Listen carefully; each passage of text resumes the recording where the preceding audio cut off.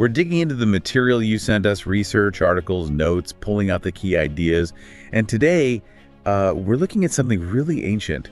Feels almost like a secret, but it could seriously boost your health. Yeah. Imagine this practice, right? It's been around for ages, passed down, not about fancy tech or, costly stuff, just simple heat. Simple heat. Think ancient Finland. You've got this warm wooden room. You can almost smell the wood, see steam rising off hot stones. It wasn't just about, bathing. It was deeper. Right. The sources you shared painted as almost a cornerstone, a place for healing, sure, but also community, building up that resilience. Exactly. The elders, they really believed this intense warmth could, purify you, body and soul.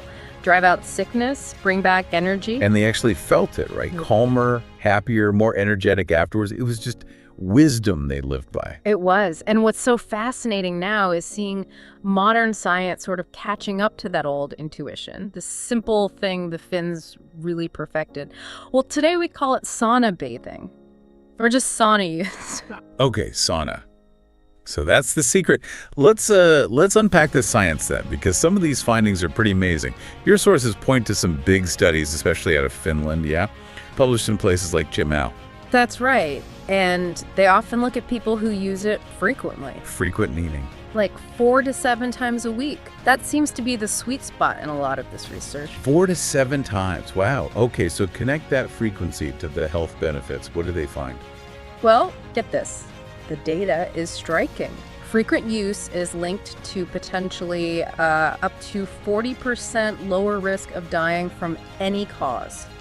All-cause mortality. Wait, 40% lower risk of just dying from anything? Yeah, it's significant. That's incredible. What about the heart specifically? I know cardiovascular health is a big one. Huge. And the numbers there are maybe even more dramatic. Some studies suggest up to a 50% lower risk of death from cardiovascular disease. 50%. Half. Yeah. Just from sitting in a hot room regularly. That sounds almost too good to be true. It sounds it, but the data's pretty solid, coming from large long-term studies. Yeah. And then there's the brain health angle, which is really getting attention. Okay. Your sources mention links to potentially up to 65% lower risk of developing Alzheimer's and dementia with regular use. 65% lower risk for Alzheimer's. That's massive. Yeah. So how does just heat, sitting there do all this? What's actually happening inside us? Right, it's the physiological response. Think of it like passive exercise in a way. Your heart rate goes up. Like moderate exercise. Exactly. Can reach 100, maybe 150 beats per minute. But at the same time, your blood vessels relax, they dilate.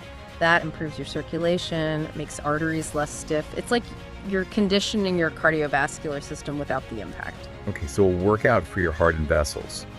But it's more than just mechanics, isn't it? There are biochemical things happening too. Oh, absolutely. A whole cascade. The heat stress triggers your body to release important stuff. You see stress hormones like cortisol, they tend to go down. Hence the calm, relaxed feeling afterwards. Yeah, that's likely part of it. And then you get a boost in feel-good endorphins, plus your body ramps up production of heat shock proteins. Heat shock protein. Yeah, think of them as like your cell's little repair crew. They go around fixing damaged proteins, keeping things tidy. Really important for cellular health. Interesting. And the brain benefits, the dementia risk reduction. What's driving that? That seems tied to other molecules. One big one is BDNF, brain-derived neurotrophic factor. Heard of that one. Miracle grow for the brain. That's what they call it. It helps support neuron growth, learning, memory. Then you also get boosts in things like norepinephrine that helps with focus, attention, and prolactin, which might be involved in myelin growth, protecting nerve fibers. Wow. Oh, and nitric oxide. Right. That also helps relax blood vessels, which is good for blood flow everywhere, including the brain. So it's this complex mix of heart effects, hormonal shifts, brain chemistry, all triggered by heat. Does it matter how you do it? Like how hot? Good question.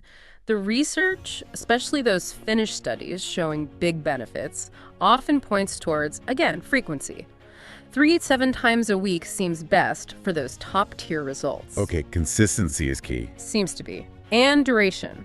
Often around 20 minutes per session. And the temperature in those studies was typically for a traditional Finnish sauna, so quite hot, 80 to 100 degrees Celsius. That's about 176 to 212 Fahrenheit. Right.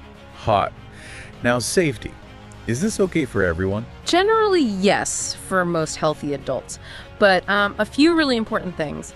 Hydration. You have to drink water before and after. Absolutely avoid alcohol. Definitely no beer in the sauna. No. And listen to your body. Feel dizzy or unwell. Get out.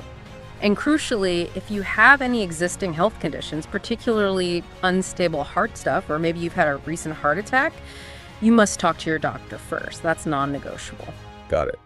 So hydrate, no alcohol, listen to your body, check with your doc if needed. So bringing this all together for you listening. This ancient practice, now backed by some pretty solid science, it seems like a really accessible way to invest in your long-term health. Gyms, spas, maybe even at home. It really does make you think, doesn't it? Why is something seemingly so simple, so old, and with this kind of scientific validation, why is it still kind of overlooked sometimes in our, modern health toolkit? Yeah, it's a great point. What if this secret isn't just about the heat itself, but more about consistently making that time for building physical resilience and finding some mental quiet? Definitely something to mull over.